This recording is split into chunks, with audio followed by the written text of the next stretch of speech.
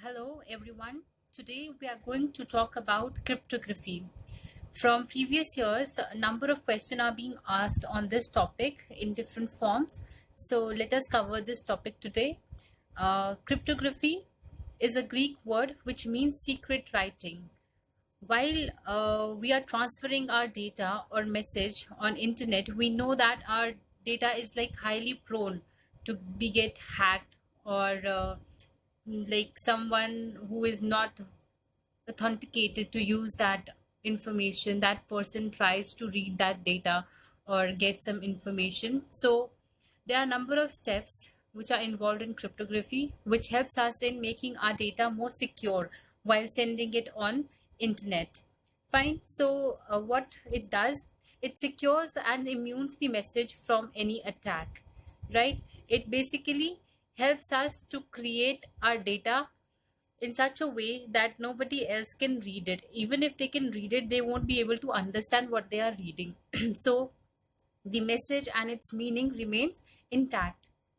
So there are a number of terms which are used in cryptography. Let us go through them. First, plain text. It is the original message which a user wants to send. Then we have the encryption algorithm. This algorithm is basically used so that we can transform our data into something else which anyone else won't able to understand. So we can say that it performs various of substitution and transformation on the plain text. The next one we have ciphertext.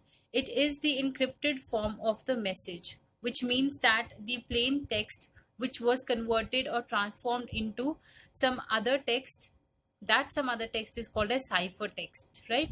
And then at the receiver's end, that ciphertext needs to be decrypted with the help of decryption algorithm. This is the process of changing ciphertext into the plain text, into the original message which was sent by the sender, right? And to do that, we have number of keys, which, and depending upon these keys, we have number of algorithms which we will study further in our lectures. But today we are going to study symmetric key algorithm.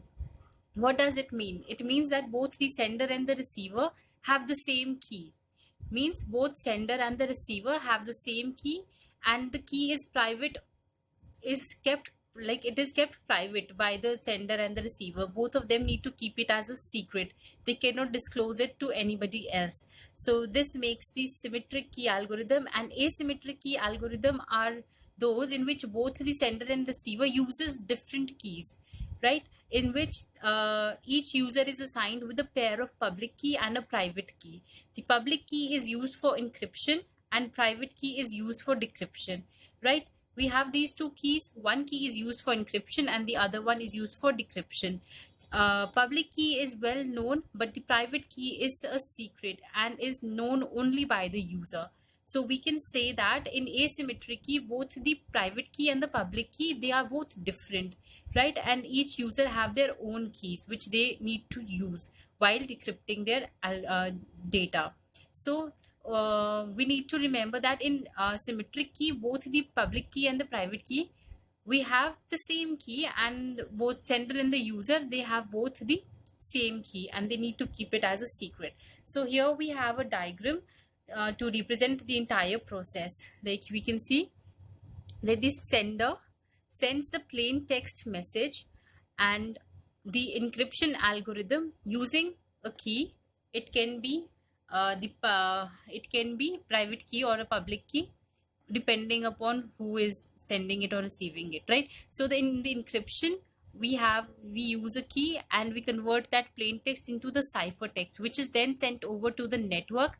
And while sending it, the receiver, before receiving it, it receives it in the form of a ciphertext, then again which is need to be converted with the help of decryption algorithm. And over here also key is used, and then again it is converted back into the plain text or the original message which was sent, and the receiver receives it and reads it like easily. So what we can say that the message which was sent, it was sent with high security, right? Nobody else would be able to read this won't be able to understand what this ciphertext is unless and until they know their private key and the public key.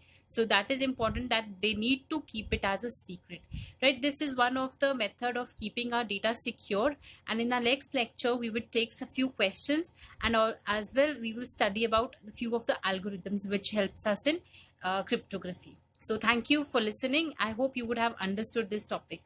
Thank you.